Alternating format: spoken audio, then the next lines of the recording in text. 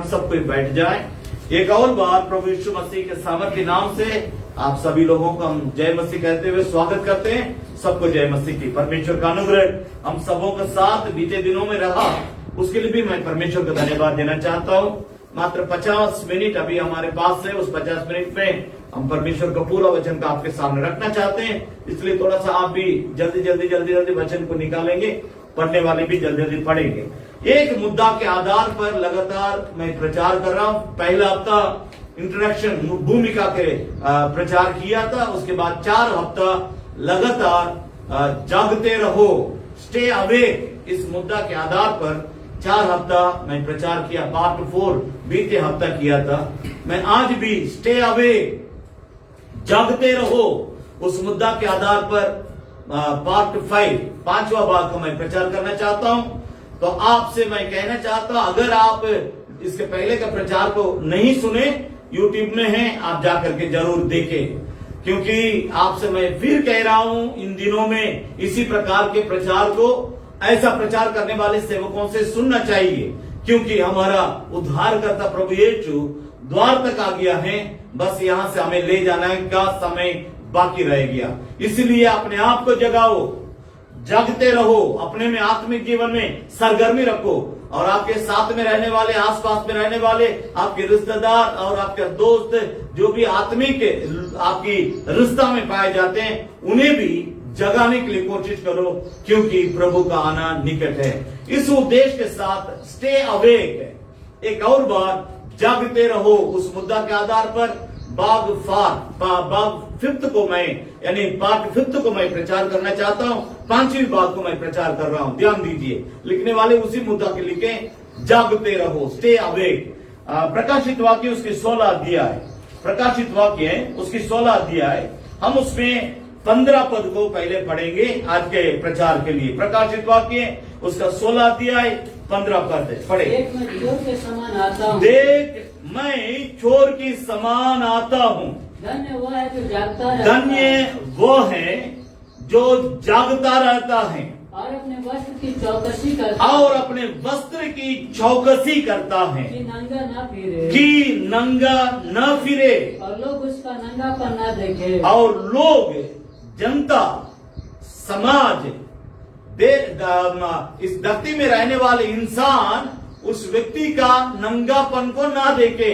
इन सारी बातें एक आत्मिक व्यक्ति के लिए ही प्रभु यीशु मसीह ने बताया। ये जो वचन लिखा हुआ है, प्रभु यीशु मसीह ने कहा, यूहन्ना जो यीशु का चेला था, जो टापू पदमुस टापू में जिसको सजा के रूप में डाल दिया गया था, उसने देखा, उसने लिखा। ध्यान दीजिए, ये सीधे सीधे बाइबल धर्म शास्त्र में अन्य जातियों के लिए बहुत सारी वचन है, और परमेश्वर की कलीसिया के लिए बहुत सारी वचन है।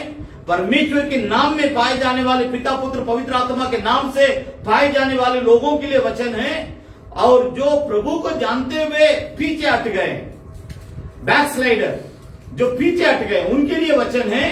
जो ज्यादा पवित्र है उनका और पवित्र जीवन जीने के लिए वचन है। हर प्रकार के लोगों के लिए जो इस संसार में पाए जाते हैं, हर इंसान के लिए परमेश्वर का वचन है। बस आप पढ़ते समय में, सुनते समय में आप ये समझना, ये किसके लिए एड्रेस किया जा रहा है, ये वचन किसके लिए बोला जा रहा है। मैं फिर आपको रिपीट करता हूं, ये परमेश्वर के लोगों के लिए बतलाया जा रहा है, जो प्रभु यीशु मसीह ने कहा, देख मैं शीघ्र आने वाला हूं, मैं चोर के समान आता हूं। धन्य वो है जो जागता रहता है।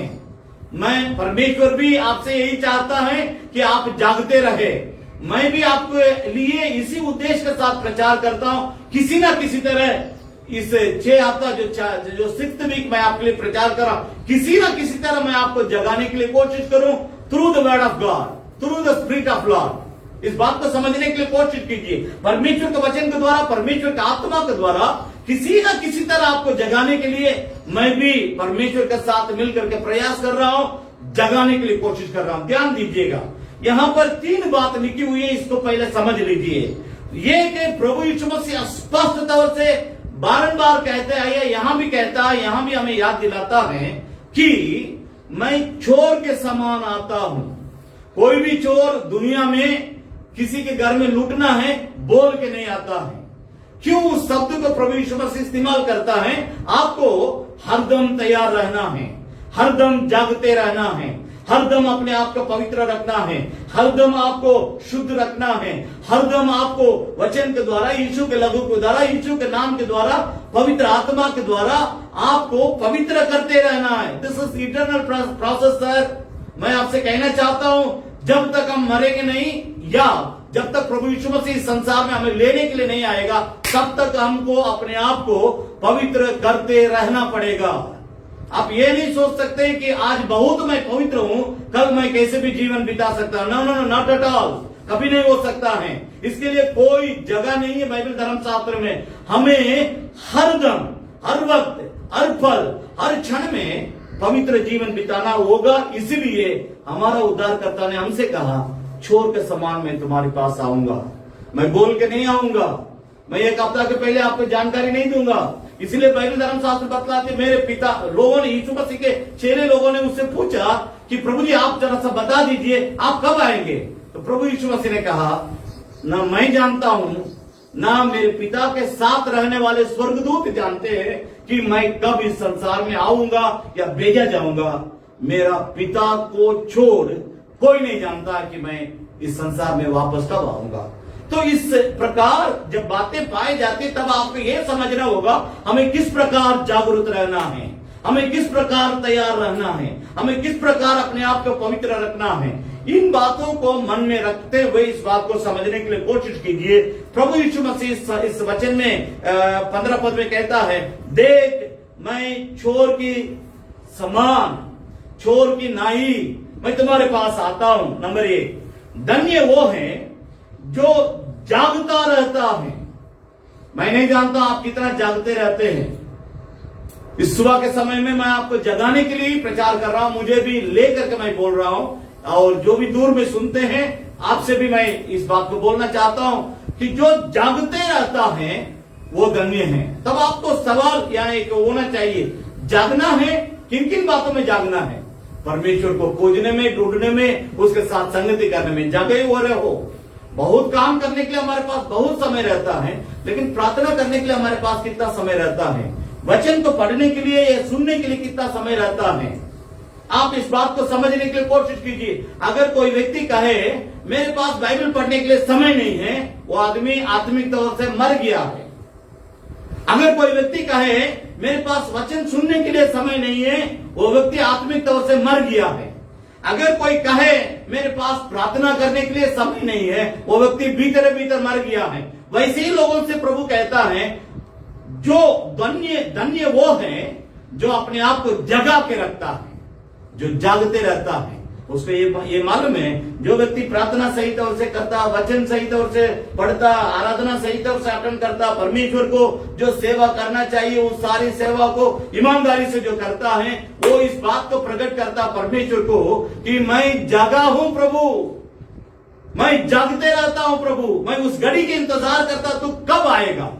मैं इस सुबह के समय में आपसे कहना चाहता, आप कितना जागे हैं इस बात को समझने के लिए कोशिश की। मैं बीच बीच में आपके दिल के दरवाजा को खटखटाते रहूंगा, क्योंकि परमेश्वर वही चाहता है कि आप जाग जाए। आप कभी ये बहानाबाजी नहीं कर सकते, मैं 8 घंटा काम किया इसलिए मैं 16 घंटा सो गया प्रभु, ऐसा नहीं आप बोल सकते। बिल्कुल नहीं, नॉट एट ऑल, कभी नहीं बोल सकते। आप इस बात पर ध्यान दीजिए। अगर स्वर्ग राज्य के अंदर प्रवेश करना है, प्रभु यीशु मसीह ने कहा मेरे पास समय नहीं, इसलिए वचन में दिखा करके मैं बोल सकता हूं। प्रभु यीशु मसीह ने कहा स्वर्ग का राज जबरदस्ती की जाती है, जो जबरदस्ती करेगा वही उसके अंदर प्रवेश करेगा। जो जबरदस्ती नहीं करता है, आराम से आलसी जीवन बिताता है, इसका मतलब वो अपने जीवन के लिए तय कर लिया है नरक जाने के लिए। वो स्वर्ग नहीं जाना चाहता, इसलिए स्वर्ग के साथ जबरदस्ती नहीं करना चाहता। स्वर्ग के साथ जबरदस्ती करने का मतलब क्या होता है? आप क्रमानुसार बाइबल पढ़ेंगे, क्रमानुसार प्रार्थना करेंगे, क्रमानुसार परमेश्वर को ढूंढेंगे, क्रमानुसार परमेश्वर की आराधना में भाग लेंगे। आप आजकल देखिए कोई बहानाबाजी भी नहीं कर सकते हैं। हम लॉकडाउन है, अब इसलिए आराधनालय सब बंद है, हम नहीं इसलिए आ सक रहे थे, उसके लिए भी जगह नहीं है, क्योंकि हर जगह में जूम मीटिंग, लॉकडाउन में नेट के द्वारा, फेसबुक के द्वारा कैसे 50 प्रकार के लोग मीटिंग चला रहे। किसी न किसी तरह आपको आराधना अटेंड करने के लिए मौका है। आप simply you can not deny, आप आराम से इस बात को काट नहीं सकते हैं कि मेरे पास समय नहीं था, रास्ता नहीं था, कोई चारा नहीं था, इसलिए मैं अटल नहीं कर रहा। मेरी बात पर ध्यान दीजिए, प्रभु यीशु मसीह कहना चाहता है, मैं चोर के समान तुम्हारे बीच में आऊंगा। वो व्यक्ति धन्य है जो जागते रहता है। मैं आपसे पूछ रहा हूं सीधे सीधे, कितना आप जागे हुए हैं, कितना आप परमेश्वर के इंतजार कर रहे हैं, कितना उसके आगमन के लिए आप अपने आप को तैयार कर रहे हैं। दूसरी बात, तीसरी बात यहां पर एक गंभीर बात है, अपने वस्त्र की चौकसी करता। जो आदमी जागता है वो अपने वस्त्र की वो चौकसी करता। मैं इसके बारे में बाद में बतलाऊंगा। चौथी बात, एक बात लिखा है कि नंगा न फिरे और लोग उसका नंगापन को ना देखे। यहां दो बात है, एक वस्त्र को वो चौकसी करता, वस्त्र मतलब भीतर ये पवित्र जीवन, हमारे जो नंगापन है, इस बात को समझने के लिए कोशिश कीजिए। यहां दो बात है, एक नंगापन, दूसरा भीतरीय अपना वस्त्र की वो चौकसी करता। जीवन और पवित्रता, दोनों बातों को समझने के लिए कोशिश कीजिए। परमेश्वर के साथ मिलकर जीने का जीवन एक है, दूसरा इस शरीर को पवित्र रखने का, पवित्रता की बातें यहां पर दी गई है। तो आप अपने पवित्रता के संबंध में कितने चौकस है। कोई लोगों को जीवन में मैं देखा हूं, कोई छोटा गलती, बड़ा गलती, भारी पाप भी करने के बाद हमारा परमेश्वर दयालु है, वो हमको क्षमा कर देगा। उसका एक सीमा होता है। मेरी बात पर ध्यान दीजिए, आप पाप के साथ खिलवाड़ नहीं कर सकते हैं, आप परमेश्वर के साथ खिलवाड़ नहीं सकते हैं, क्योंकि बाइबल धर्मशास्त्र बतलाते पाप का मजदूरी तो मृत्यु है। मेरी बात पर ध्यान दीजिए, चौकस रहना, अपने वस्त्र अर्थात पवित्र जीवन और अपने जीवन की नंगापन, इस दोनों बातों को ऊपर विशेष ध्यान देना। परमेश्वर बारंबार इस बात पर जोर देता है, हम कितना अपने जीवन की, पवित्र जीवन के बारे में, हमारी नंगापन। आपको ये बात समझ में आना चाहिए कि जब आदम और हव्वा दोनों नंगे थे, उनको मालूम नहीं था। हम जरूर कपड़ा पहने हुए, पूरा दुनिया को लोग कपड़ा पहने, वस्त्र पहने हुए, लेकिन परमेश्वर की दृष्टि में वैसा नहीं दिखता है। हम एक आदमी कपड़ा नहीं पहनने से जैसे दिखाई देते हैं, वैसे ही परमेश्वर के सामने दिखाई पड़ते करके बाइबल धर्मशास्त्र बतलाती है। इब्रानियों को पत्री उसकी 4 अध्याय, इब्रानियों को पत्री उसकी 4 अध्याय स्पष्ट तौर से बाइबल धर्मशास्त्र बतलाती है। परमेश्वर का वचन हमें शिक्षा देती है, इसलिए हमें सावधान रहने की जरूरत पड़ती है। 13 पद है, सृष्टि की कोई वस्तु उसे छिपी नहीं है।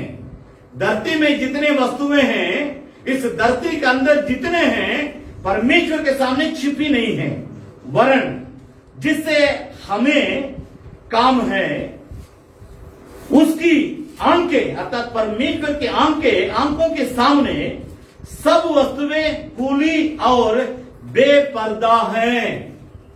आप समझते, हम समझते हम व्हाइट रंग का कपड़ा पहने, आप समझते आप ब्लू रंग का कपड़ा पहने, आप समझते आप काला रंग का कपड़ा पहने, आप समझते आप ब्लू रंग का या व्हाइट रंग का या लाल रंग का कपड़ा पहने, लेकिन परमेश्वर के सामने सब कुछ बेपर्दा है। मेरी बात पर ध्यान दीजिए, इसलिए मैं बारंबार इस बात पर बोल रहा हूं। आप संसारिक जीवन में भी आपको किसी भी संसारिक बातों के साथ समझौता करने के लिए बाइबल धर्मशास्त्र अनुमति नहीं देती है। और अगर संसारिक बातों के लिए ऐसा है, तो आत्मिक बातों के ऊपर आपको कितने सचेत और सावधान होना चाहिए। कहीं भी आप आत्मिक बातों में समझौता, compromise, you can not compromise. आप इस बात को, आप संसारिक बातों में कहीं भी कभी भी आप कॉम्प्रोमाइज कर नहीं सकते हैं। उसके लिए बाइबल धर्मशास्त्र में कहीं भी जगह नहीं है। हम समझते हैं हम बहुत अच्छा कपड़े पहने हुए हैं, लेकिन बाइबल धर्मशास्त्र बताते हैं परमेश्वर के आंखों के सामने सभी वस्तुएं खुली और बेपर्दा है, एकदम नंगा दिखाई पड़ता है। तो ऐसा परमेश्वर का अगर हम मानते हैं, तो हम कितना पवित्र जीवन के ऊपर ध्यान देना चाहिए। मेरा इस शारीरिक संबंध से जुड़ा हुआ जीवन, बहुत लोगों के साथ हम जुड़े हुए हैं, प्यार से जुड़े हैं, किसी के साथ हम एक भैया की तरह रहते हैं, किसी के साथ हम एक छोटा भाई की तरह रहते हैं, किसी के साथ हम एक बेटा की तरह रहते हैं, किसी के साथ बहन की तरह रहते हैं, माँ की तरह रहते हैं, सास की तरह रहते हैं, ससुर जी की तरह रहते हैं। बहुत सारे रिश्ता है हम सभी लोगों को किसी तरह लोगों के साथ हम किसी न किसी तरह जुड़े हुए रिश्ता में। लेकिन ऐसे रिश्ता में आप कितना अपने जीवन में पवित्रता को कायम रखते हैं, सवाल है।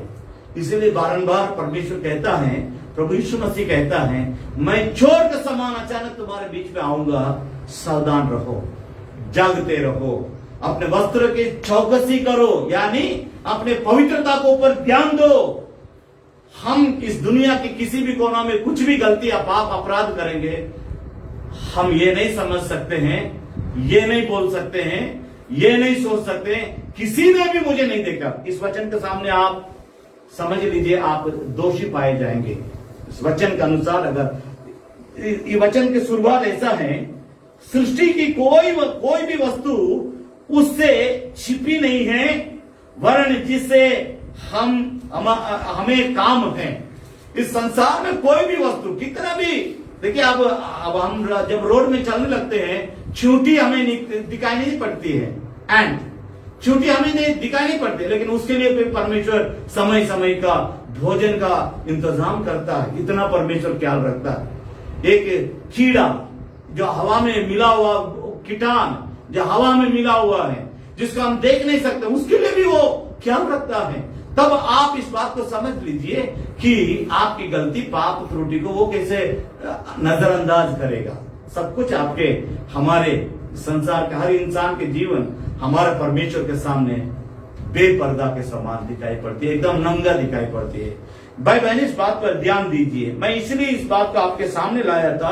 इंसान का पाप उसके अंदर लज्जा की बातों को लाती है। मेरी बात पर ध्यान दीजिए।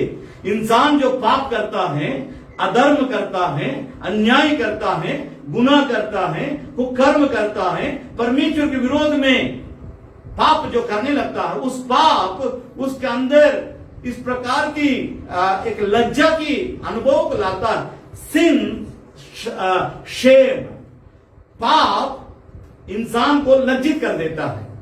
तो इस बात को समझने के लिए मैं 2-3 वचन का आपके सामने रखता हूं।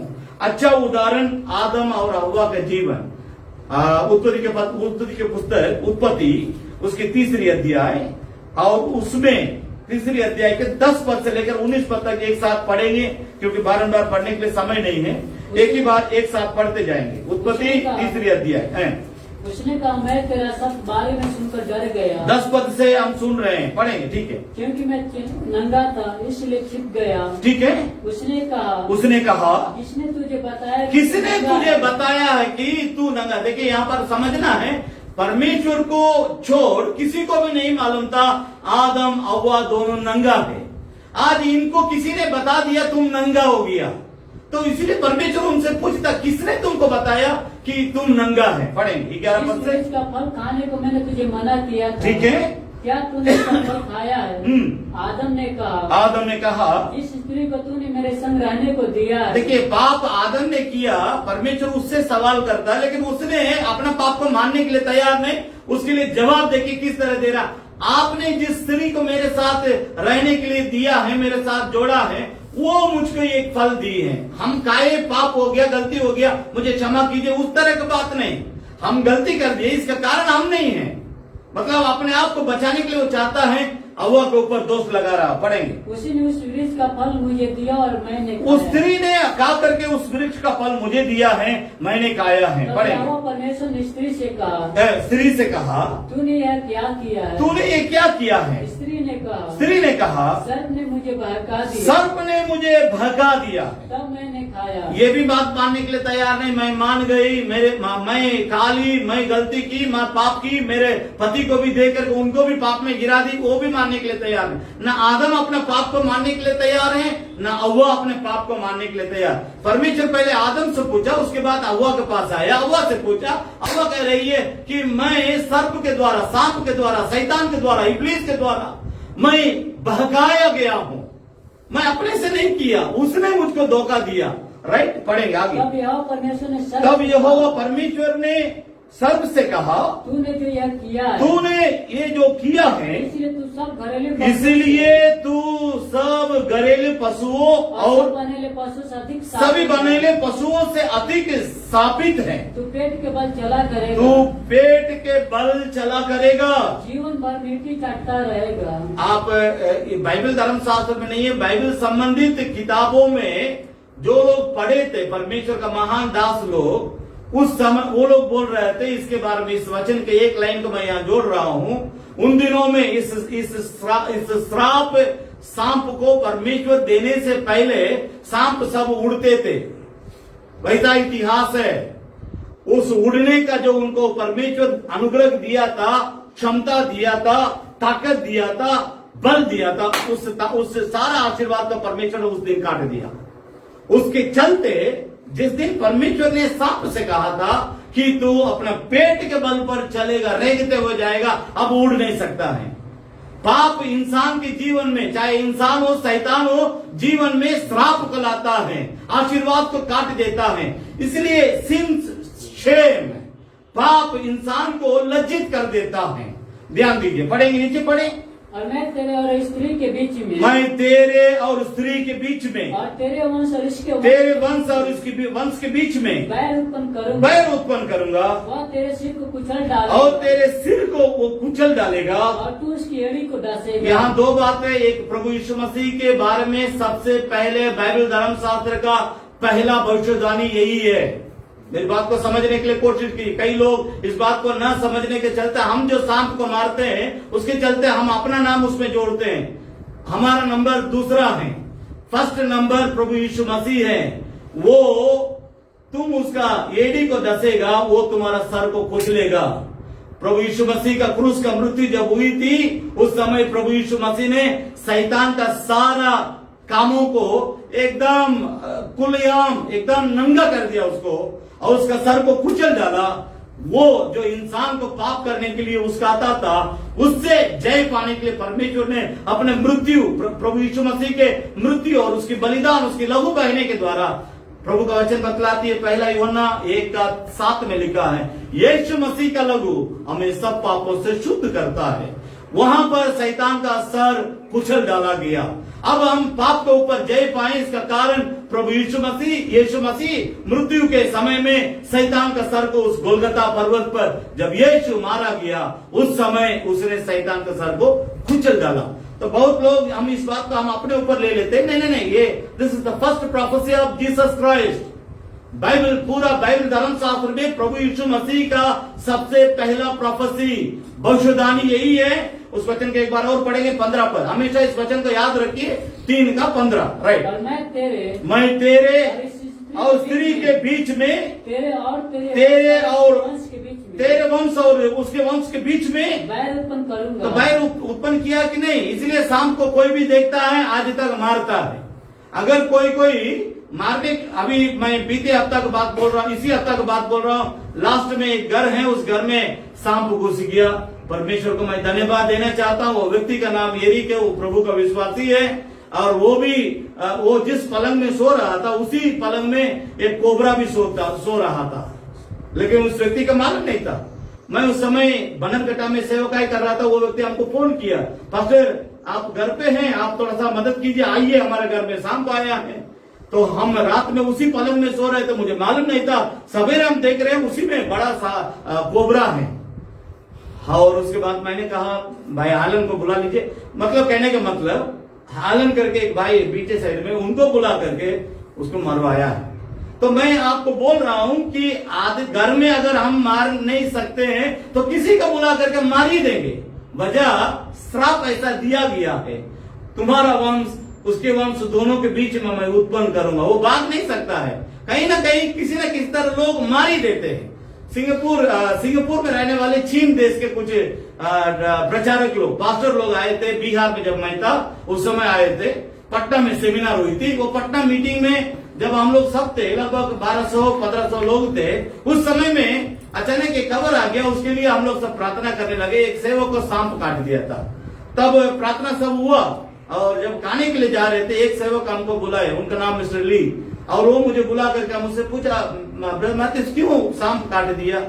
तो हमने कहा ये तो हम नहीं बता सकते सांप क्यों काट दिया, तो लेकिन उसके लिए वो जवाब दे रहे हैं हमारे देश में हम लोग सांप को मतलब पकड़ के काट के खा लेते हैं, इसलिए हमको सांप नहीं काटता है। आप लोग वो नहीं करते, इसलिए आप लोगों को आपके देश में सांप काटता करते, वो मजा कर रहे थे हमसे। मेरी बात पर ध्यान दीजिए, किसी न किसी तरह ये भविष्यवाणी पूरी होती है, एक प्रभु यीशु मसीह के द्वारा, अन्यथा हम इंसान के द्वारा परमेश्वर सांप को एकदम बढ़िया व्यवस्था कर ही देता है कि कहीं भी। इस बात पर ध्यान दीजिए, वचनों को समझने के लिए कोशिश करना, क्योंकि परमेश्वर का जो वचन है, आकाश और पृथ्वी टल जाएगी लेकिन उसका वचन कभी नहीं टलेगा। जैसा कहा गया था वैसे आज भी होता है।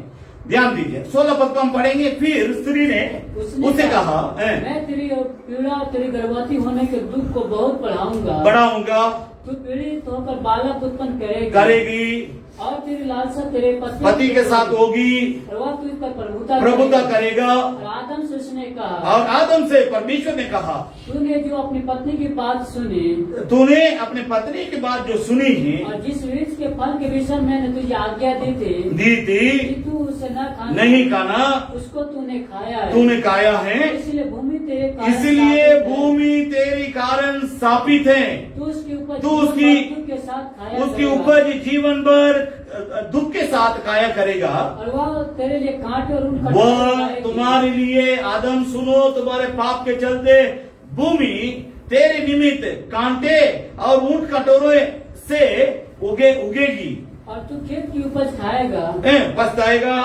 और अपने माता के पसीने की रोटी खाया करेगा। माता के पसीने आज देखिए सोचने वाली बात है, हम आदमियों को, औरत को भी होता है पसीना, लेकिन हम बिना पसीना बहाए पेट नहीं भर सक रहे। श्राप है, पाप, सिन, शेम।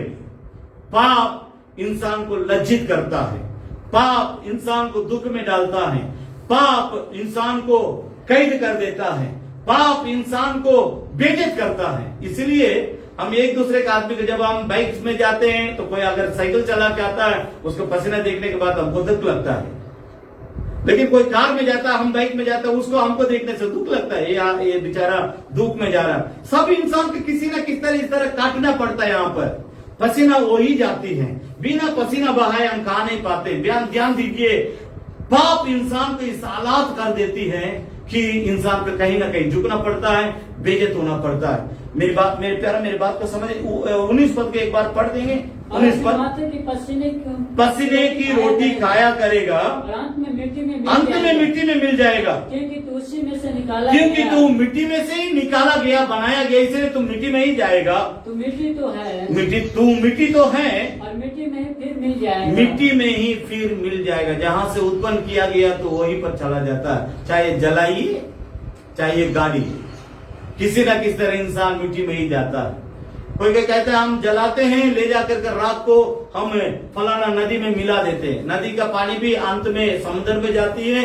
किसी न किसी तरह साइड में दोनों भाग में मिट्टी रहती है, नीचे भी मिट्टी है, किसी न किसी परमेश्वर का वचन पूरा होता है। ध्यान दीजिए, यहाँ पर तीनों को पाप का सजा तीनों को मिला है। ध्यान दीजिए, बहुत गंभीर बात को मैं आपके सामने रख रहा हूं, क्योंकि परमेश्वर जो हमसे कहा है, मैं चोर के समान आऊंगा, इसलिए तुम एकदम हमेशा जागता हुआ रहो, जागते रहना, अपने वस्त्र की चौकसी करो, अर्थात अपना जीवन, अपना पवित्रता की चौकसी करो। ध्यान दीजिए भाई बहन, मैं बोल रहा हूं तो इसका कारण है, तीनों को सजा एकदम परमेश्वर उसी समय सुना दिया। आदम को भी सजा मिल गया, हवा को भी सजा मिल गया, शैतान को भी सजा मिल गया। तुम दुनिया में जहां भी रहोगे, देखने वाले सब तुमको पीटेंगे, आज भी पीटते हैं। लेकिन हम इंसान के ऊपर परमेश्वर का दया इस रीति से प्रकट हुई है, वो जरूर हमारा पाप को नहीं देखा। परमेश्वर ने ये समझा, ये तो मानव जाति को परमेश्वर अपने स्वरूप में बनाया, आदम को अपने स्वरूप में बनाया। हम परमेश्वर की इमेज हैं, हम परमेश्वर के शक्ल में पाए जाते हैं। उसने हमें सिर्फ हम मानव जाति का अपने समान बनाने के चलते हमारे ऊपर उसका ख्याल ज्यादा है। इस कारण हम पापियों को उद्धार करने के लिए उसने अपने एकलौते पुत्र प्रभु यीशु मसीह को इस संसार में भेजा है। उसकी लहू बहने के कारण, उसकी मृत्यु, उसकी बलिदान होने के कारण आज हम पाप से बच गए, श्राप से बच गए, छुटकारा पा लिए और परमेश्वर का संतान हो गए। उसी के बारे में हम बाइबल धर्मशास्त्र बाइबल में हम पढ़ते, रोमियो के पत्र उसकी 6 अध्याय के 23 पद में हम पढ़ते हैं, परमेश्वर का वरदान तो हमारा प्रभु यीशु मसीह में अनंत जीवन है। प्रभु यीशु मसीह के द्वारा जो शैतान को, आदम को, हव्वा को जो श्राप मिलना चाहिए था पाप के वजह से, जो उनको बदनाम करके रख दिया है, वो श्राप हमको परमेश्वर ने नहीं दिया। हमें श्राप से बचाने के लिए गलातियों का पत्र 3:13 में लिखा है, जो काठ पर लटका दिया जाता है वो मनुष्य श्रापित है। यीशु प्रभु काठ पर अर्थात लकड़ी का क्रूस पर लटका दिया गया था, उसके वो मनुष्य श्रापित हो गया। अर्थात प्रभु यीशु हमारे श्रापों को अपने ऊपर ले लिया, हमारे पापों को अपने ऊपर ले लिया, वो श्रापित बन गया ताकि हमें श्राप से छुटकारा देने के लिए।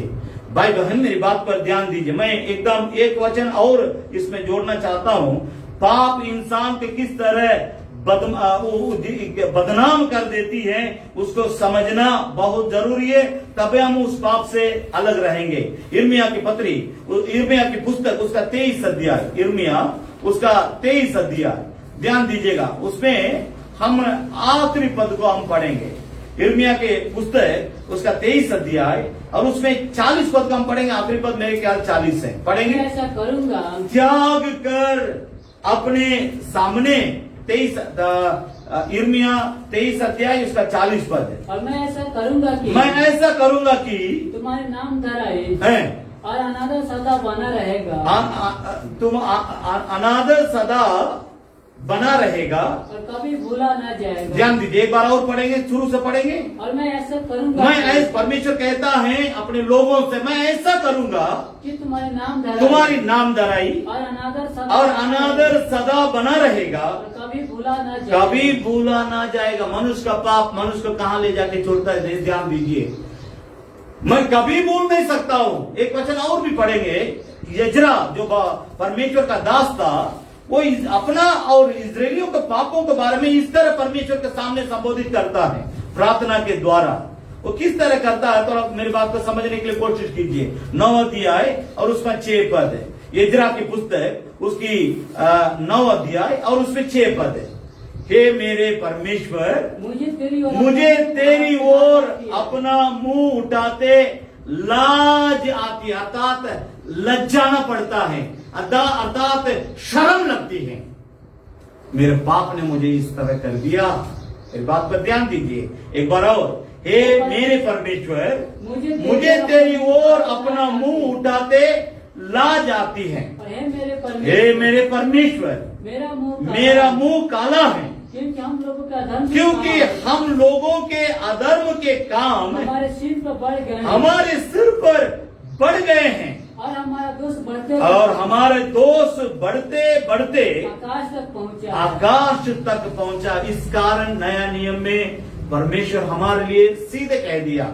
नया नियम में प्रकाशित वाक्य उसका 22 अध्याय, प्रकाशित वाक्य उसका 22 अध्याय, उसमें बाइबल धर्मशास्त्र बतलाती 11 पद है, 22 का 11 पद है। जो अन्याय करता है वो अन्याय ही करता रहे, और जो मलिन है वो मलिन बना रहे, और जो धर्मी है वो धर्मी बना रहे, और जो पवित्र है वो पवित्र बना। आपके पास कलम होगा तो नीचे अंडरलाइन कर ले, जो पवित्र है। पवित्रता की जो प्रोसेस है, दिस इज इटर्नल प्रोसेस, अनंत काल तक, प्रतिदिन की।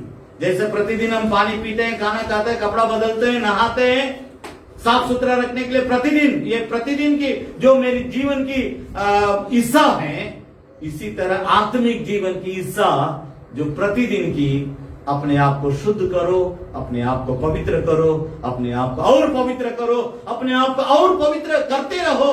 कब तक करना प्रभु? जब तक मैं नहीं लौट के आऊंगा तब तक करता रहो, अन्यथा जब तक तू नहीं मरेगा, मर के तू मेरे घर में जब तक नहीं आएगा, तब तक अपने आप को पवित्र करते रहो। ध्यान दीजिए भाई भाई, मैं 3 बात को आपके सामने लाना चाहता हूं, जल्दी। इससे मैं एक छोटा सा इंट्रोडक्शन आपको दिया। सिन, शेम, पाप आपको लज्जित कर देता है, पाप आपको बदनाम करता है, आपके मनुष्य के पाप मनुष्य को परमेश्वर से अलग कर देता है। लेकिन उसी लिए परमेश्वर ने कहा कि पाप का मजदूरी तो मृत्यु है, परंतु परमेश्वर का वरदान हमारा प्रभु यीशु मसीह में अनंत जीवन, उसको पकड़ लो। जो अनंत जीवन देने वाला प्रभु है, उससे पकड़े रहोगे, उसको पकड़ते रहोगे, समझ लो तुम जागा हुआ है, तुम जागते रहता है। मैं 3 बातें यहाँ पर ले आना चाहता हूं कि जागने वालों के जीवन किस प्रकार होना चाहिए, किस प्रकार इस बात को प्रभु यीशु मसीह कहता है। एक प्रभु यीशु मसीह के वचन से, पौलुस के वचन से, एक फिर प्रभु यीशु मसीह के एक बयान से, एक कलीसिया के बारे में वो निरूपित करता है, जो तैयार नहीं रहता है, जो जागता नहीं रहता है, जो सरगर्मी नहीं रखता है, उस कलीसिया के बारे में 3 बात को मैं जल्दी जल्दी आपके सामने लाना चाहता हूं। नंबर 1, 3 बात को मैं बतला रहा हूं, 3 में नंबर 1 मत्ती रचित सुसमाचार की पुस्तक, इसमें 22 अध्याय, मत्ती रचित सुसमाचार की पुस्तक, उसका 22 अध्याय, 22 अध्याय में हम सबसे पहले पढ़ेंगे, हम 11 पद से लेकर 14 पद तक पढ़ेंगे। 22 अध्याय 11 से लेकर हम 14 पद तक पहले पढ़ेंगे। जब राजा तिथियों को देखने भीतर आया, यहाँ पर एक दृष्टांत प्रभु यीशु मसीह बतला रहा है। ये घटना नहीं है, दृष्टांत है। उस दृष्टांत के बारे में प्रभु यीशु मसीह ने कहा, मैं पहला पद को दूसरा पद को पढ़ रहा हूं। इस पर प्रभु यीशु ने उनसे दृष्टांत से कहने लगा कि स्वर्ग राज्य उस राजा के समान है जिसने अपने पुत्र के ब्याह किया है, यानी शादी किया है। मेरी बात पर ध्यान दीजिए, बहुत गंभीर आत्मिक बात है। एक दिन हमारी शादी प्रभु यीशु मसीह अर्थात जो परमेश्वर पिता, जो महाराजा, राजाओं का राजा है, उसके बेटा का साथ हमारी शादी होगी। मेरी बात पर ध्यान दीजिए, वो अनंत काल, वो अंतिम शादी है।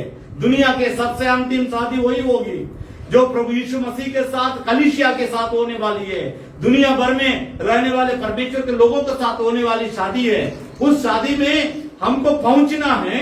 वहां पहुंचने के लिए क्या करना पड़ेगा, उसके बारे में प्रभु यीशु मसीह लोगों को दृष्टांत के रूप में बतलाता है। अब पढ़ेंगे 11 पद से, 11 से 14।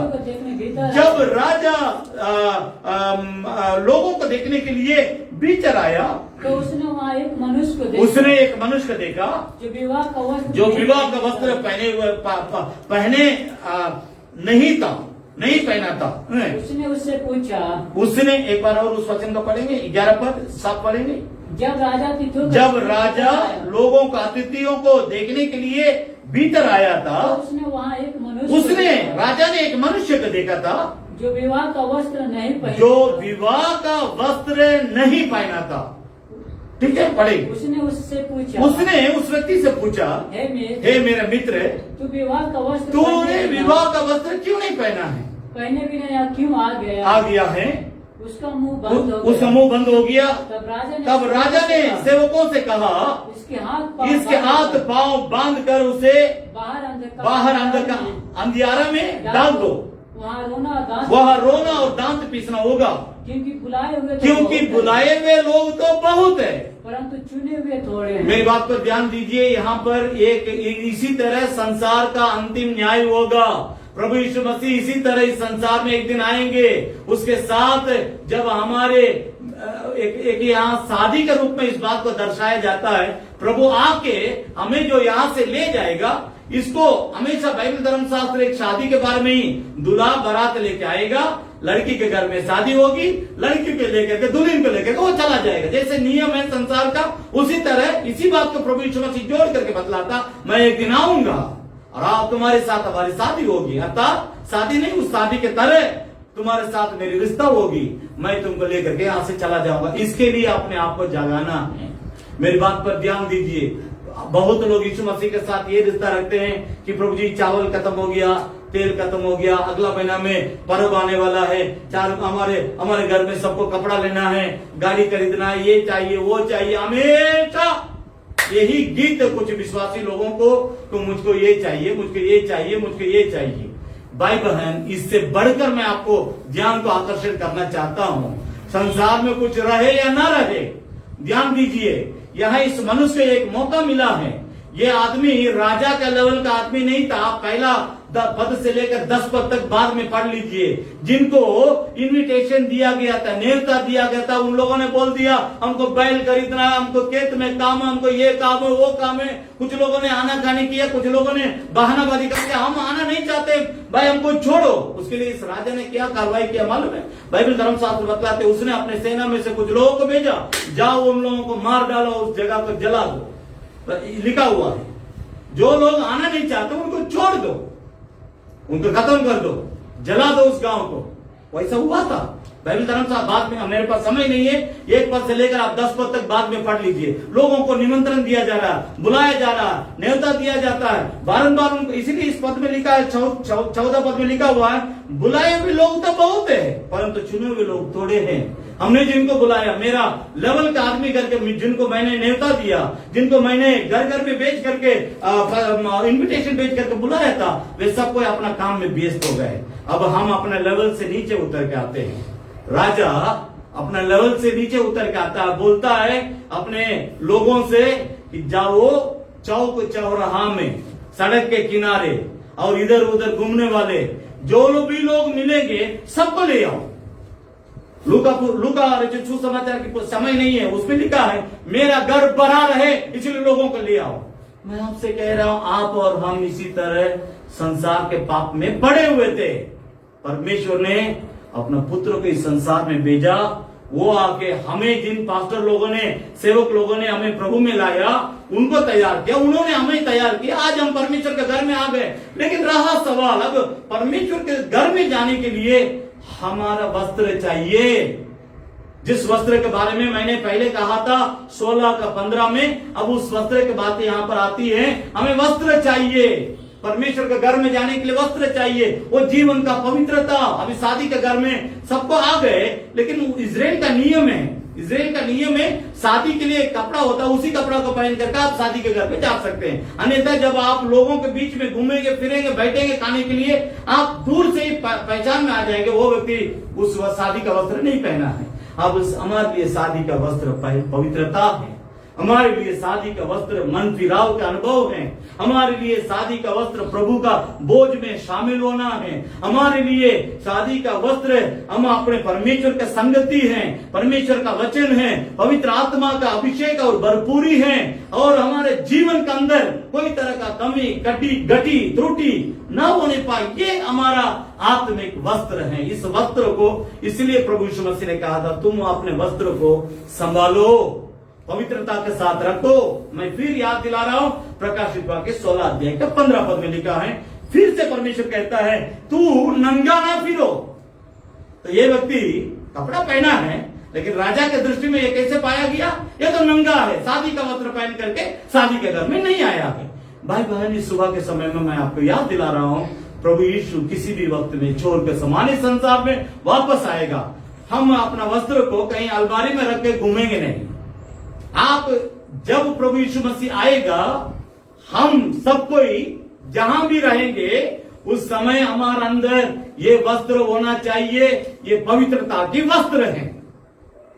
घर में एक रूप, गांव में एक रूप, बाजार में एक रूप, काम करने के जगह में एक रूप, रिश्तेदारों के घर में जाने के समय में, और पौनाई में जाने के समय में, आने के समय में, और अन्य जातियों के साथ रहने के समय में, चर्च में रहने के समय में, हर जगह में एक एक वस्त्र हम पहन नहीं सकते हैं। अर्थात जीवन, हर जगह में हमारे जीवन रंग बिरंग में, अनेक रंग में बदलना नहीं चाहिए। हम जहां भी रहेंगे ईश्वर का नाम लेते हुए उसकी पवित्रता के अंदर छिपे रहे, उसकी पवित्रता, क्योंकि परमेश्वर ने कहा, पहला पत्रस पहला अध्याय का 16 पद में लिखा है कि पहला पत्रस 1 का 16 में लिखा है, मैं पवित्र हूं इसलिए तुम भी पवित्र बना रहो। भाई बहन, मेरी बात पर ध्यान दीजिए, ये वस्त्र के बगैर हम स्वर्ग राज्य में नहीं जा सकते। ये पवित्रता को दर्शाती है, मन फिराव का अनुभव को दर्शाती है, बपतिस्मा को दर्शाती है, प्रभु बोझ को दर्शाती है, वचन पढ़ने की जीवन को दर्शाती है, परमेश्वर की संगति को दर्शाती है, और परमेश्वर के साथ साथ चलने के जीवन को दर्शाती है। आज हमारे अंदर क्या ये वस्त्र हैं? उद्धार का वस्त्र है, दूल्हा के साथ जाने का वस्त्र है, स्वर्ग राज जाने का उस प्रकार का जीवन क्या हमारे अंदर है कि नहीं? अगर आपको पवित्र आत्मा निरुद्ध करता है तुमको और पवित्र बनना है, झुक जाओ परमेश्वर के सामने। नंबर 2, पौलुस एक बात पे यहाँ पर जोड़ता है। इस बात को हम विस्तार पूर्वक नहीं बता सकते, समय समाप्त हो रहा है। दूसरा कुरिन्थियों का पत्री, दूसरा कुरिन्थियों, और उसमें 5 अध्याय, पहले 3 पद को पढ़ेंगे, 5 का 3। कि इसके पहनने से हम नंगे न पाए जाएं। कि इसके पहनने से हम नंगे पाए न जाए, हम नंगे पाए जाएंगे नहीं। क्या पहनना है? तो यहाँ बाइबल धर्मशास्त्र एक सवाल उठता है। यहाँ वहाँ एक व्यक्तिगत मनुष्य के बारे में बतलाती है। यहाँ आमतौर से एक परिवार के रूप में इसको मान लीजिए, आत्मिक परिवार, कलीसिया को मान लीजिए, आपका परिवार को मान लीजिए, आत्मिक परिवार अर्थात कलीसिया को मान लीजिए। तो उस रूप में यहाँ पर आमतौर से पौलुस बतलाता है कि इसके पहनने से हम नंगे न पाए जाएंगे, हम नंगे ना पाए जाए।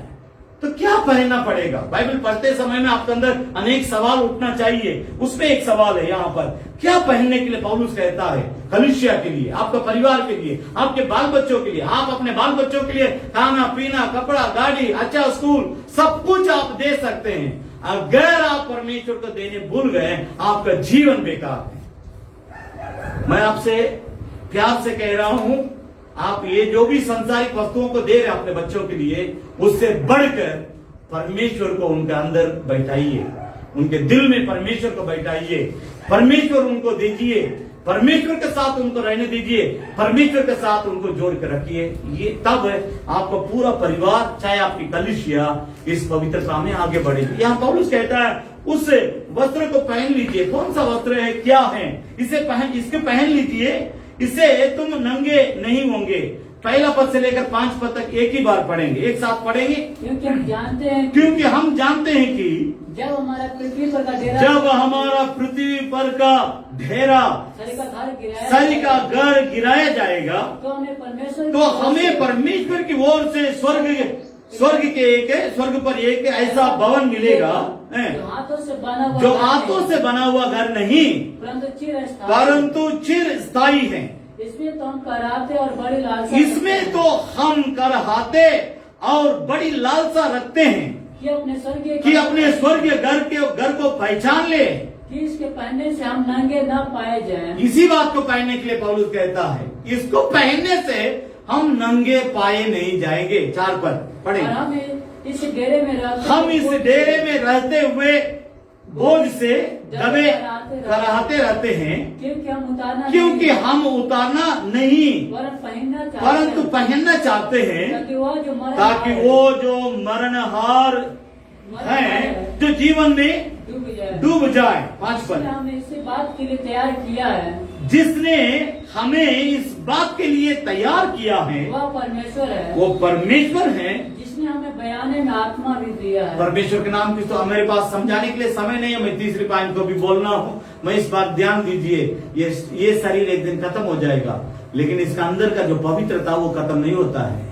मेरी बात पर ध्यान दीजिए, इसका अंदर का जो सामर्थ्य, इसके ऊपर का जो अभिषेक है वो नहीं समाप्त होता। उदाहरण के लिए मैं बोल रहा हूँ, एलिसा नामक एक भविष्यद्वक्ता इजराइल में था, जो बीमार होकर के मर गया था, जिनको लोग ले जाकर के गाड़ दिए थे। उसी जगह में कुछ साल के बाद एक व्यक्ति मर गया था, जिसके लाश को ले जाकर के वहां गाड़ रहे थे। गाड़ने वाला को ये मालूम नहीं था एलिशा का शरीर के पास में ये लाश पहुंच रहा है। जब ये लाश उस लाश को छुआ, वो व्यक्ति जिंदा हो गया। मेरी बात पर ध्यान दीजिए, बाइबल धर्मशास्त्र बतलाती है। दूसरा राजा 13 अध्याय के बाद में पढ़ लीजिए। मेरी बात पर ध्यान दीजिए, मैं आपसे बारंबार इस बात को कहना चाहता हूं कि हम मर जाएंगे, लेकिन हमारा गवाही नहीं मरता। अच्छा गवाही है, उसका भी प्रतिफल हमें मिलेगी। अगर हमारी गवाही गलत है, लोग हम मरने के बाद भी कोसते रहेंगे, श्राप देंगे, वो आदमी बेकार है, मसीह कहने लायक नहीं है। उसके अंदर मसीहत का जरा सा भी महक नहीं था। इतना वो आदमी मसीह को धोखा दिया है, संसार को परेशान किया है। फिर मैं हाथ जोड़ के आपसे कह रहा हूं, आप अपने पवित्रता को संभालिए, जागते रहिए, दूसरों को जगाते रहिए। आप जागेंगे तबे आप अपने परिवार को जगाएंगे। आपका परिवार जगा हुआ रहेगा तबे आप अपना कलीसिया के लोगों को जगाएंगे। तो कहां किस जगह में गलती हो रही है? आप में गलती हो रही है, परिवार में गलती हो रही है, कलीसिया में गलती हो रही है, उसको ढूंढ निकालने की कोशिश कीजिए। ये कलीसिया के बारे में मैं अंत में कहता हूं, पढ़ेंगे प्रकाशित वाक्य उसके 3 अध्याय। इस कलीसिया प्रभु के आगमन के लिए भी तैयार नहीं है, प्रभु की बातों के लिए तैयार नहीं है।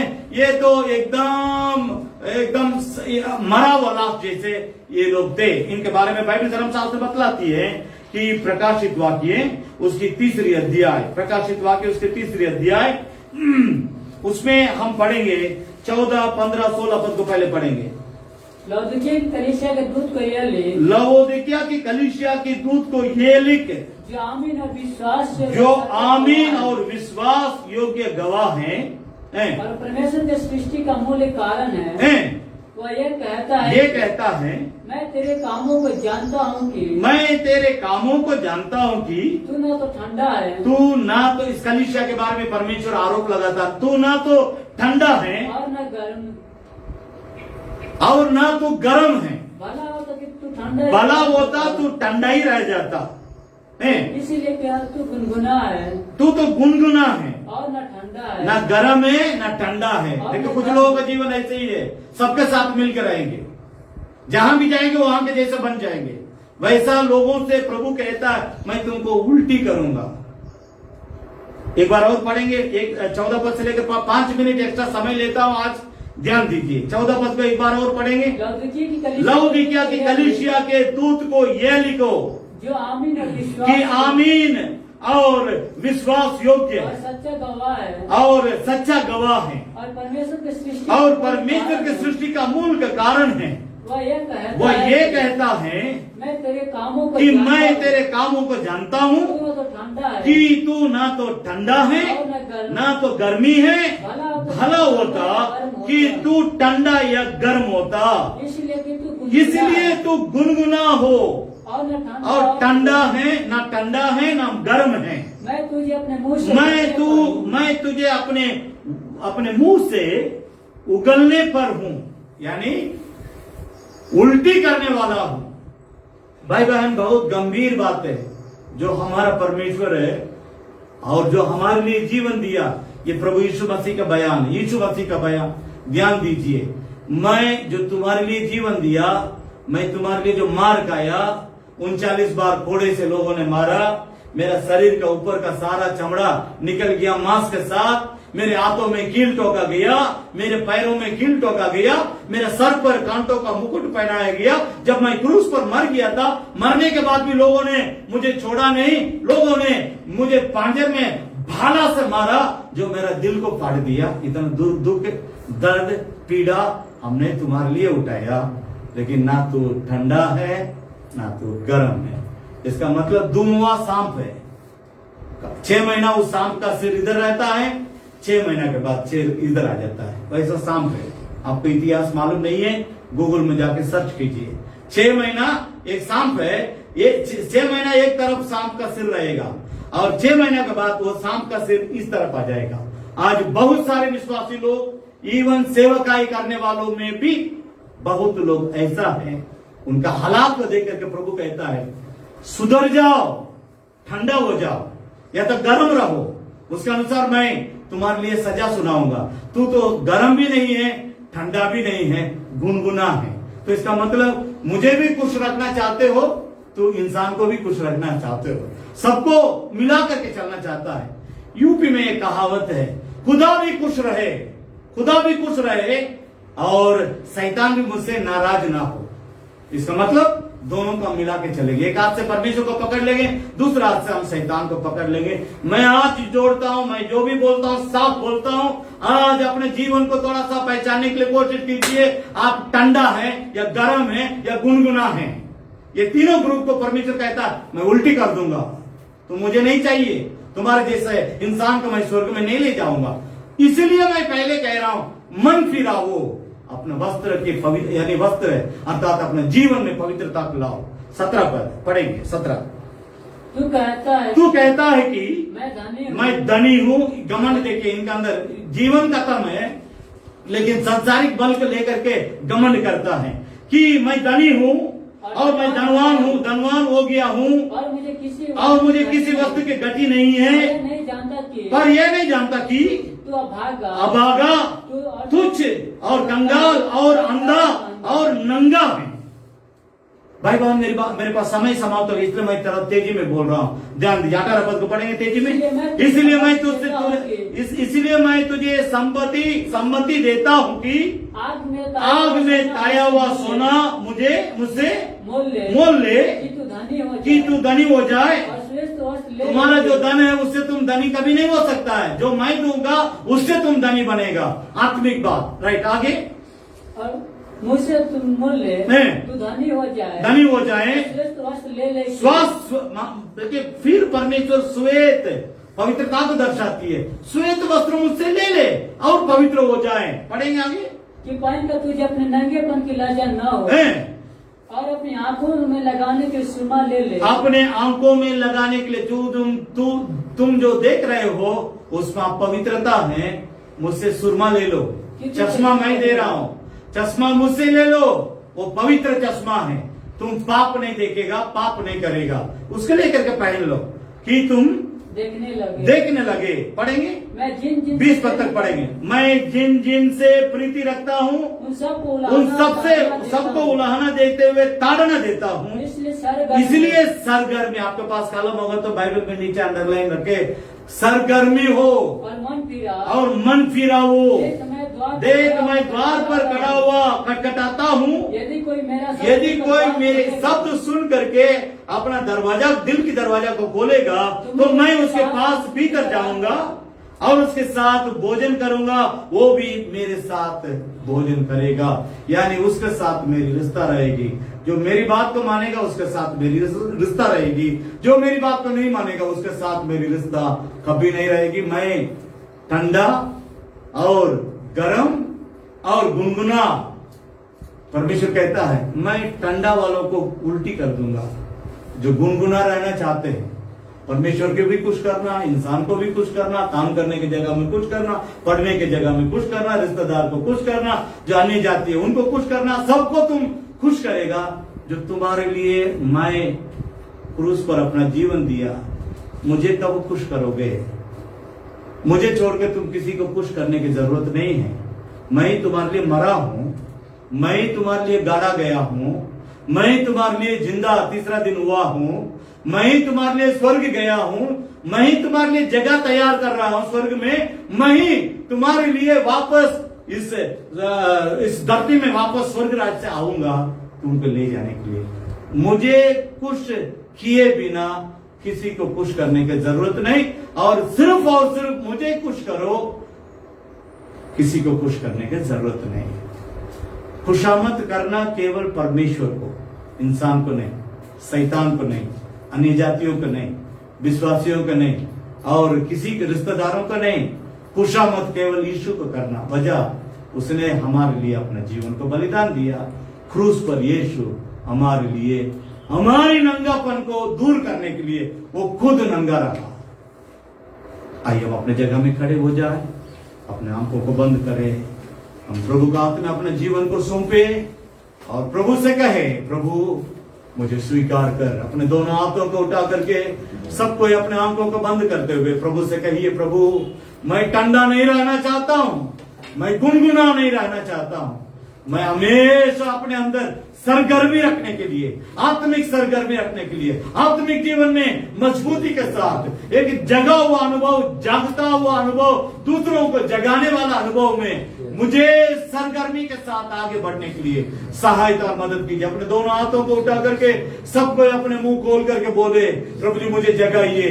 बोलिए, मुंह खोल करके बोलिए, प्रभु से कहिए, प्रभु मुझे जगा। मैं नहीं जानता हूं, प्रभु जानता, आप जानते हैं आप किस जगह में सोए हुए, किस जगह में मरा हुआ हालात में, किस बाप के लिए आप गुलाम है, आप जानते हैं, परमेश्वर जानता है। प्रभु से मदद मांगिए, प्रभु मुझे जगाइए, प्रभु मैं जागना चाहता हूँ। इस संसार में सबसे ज्यादा मैं केवल आपसे प्यार करना चाहता हूँ, क्योंकि आपने मेरे लिए मरा, आपने मेरे लिए जीवन दिया, आपने मेरे लिए मार खाया, आपने मेरे लिए स्वर्ग का द्वार खोला। प्रभु हम आपका प्यार को भूलने ना पाए, हम इंसान को खुशामद ना करें, हम इंसान के प्यार में, पाप के प्यार में, मनुष्य के प्यार में आपको खोने ना पाए। स्वामी हम आपके अपने वस्त्र को अर्थात अपना पवित्र जीवन को और पवित्र करने के लिए और जागते हुए जीने के लिए हम सबों को सहायता और मदद कीजिए। मुंह खोलिए, मुंह खोल करके आवाज उठा करके प्रभु से कहिए कि प्रभु जी मुझे मदद कीजिए, मैं अपने हाथों को बढ़ा रहा हूँ, मुझे मेरे हाथों को ताम लीजिए, पकड़ लीजिए प्रभु, मुझे गिरने से बचाइए, मुझे पाप के गड्ढा में गिरने से बचाइए करके प्रभु का हाथ में अपना जीवन का अर्पण करते हुए हम प्रभु से प्रार्थना करें। दयालु जीवित महान पिता परमेश्वर, प्रभु यीशु मसीह के सामर्थ्य नाम से आपकी वचन के अनुसार हम अपने जीवन का अर्पण करते हुए तू छोर के समान इस संसार में आने वाला है। तेरे आने से पहले हम अपने आप को पूर्ण तौर से पवित्र करते हुए, जागते हुए, दूसरों को जगाते हुए रहने के लिए हम सभी लोगों को सहायता और मदद कीजिए। तेरा अनुग्रह हम सबों को साथ होने पाए, यहाँ आए हुए सबको और दूर दूर में विभिन्न जगहों में बैठ करके जो वचन सुन रहे हैं उन सभी लोगों को, और साथ ही साथ हम प्रार्थना करते हैं प्रभु यीशु मसीह, जब कभी इस वचन को YouTube के द्वारा लोग सुनेंगे उस समय में भी उनके जीवन में मदद करने के लिए उनके हाथों को पकड़ करके पाप की गड्ढा में से उठा के पवित्रता के सामने खड़ा करने के लिए हम तुझसे विनती करते हैं। सबको तू आशीष दे, तेरा अनुग्रह सबों को ऊपर होने पाए। धन्यवाद के साथ सारी इज्जत और महिमा तुझे देते हुए प्रार्थना प्रभु यीशु मसीह के सामर्थ्य नाम से मांगते हैं, सुन और ग्रहण कर ले पिता। आमीन आमीन। हे मेरे मन यहोवा को धन्य कर, हे मेरे मन उसके पवित्र नाम को धन्य कर, हे मेरे मन यहोवा को धन्य कर और उसकी किसी भी उपकार को तू नहीं भूलना। आमीन। अब हमारा पिता परमेश्वर का प्रेम, प्रभु यीशु मसीह का अनुग्रह, पवित्र आत्मा की संगति और उसकी सहभागिता हमारे प्रभु यीशु मसीह के लौटाने समय तक हम सबों के साथ बने रहने पाए। आमीन आमीन आमीन। परमेश्वर आप सबों का आशीर्वाद दे। सब किसी को जय मसीह की। God bless you.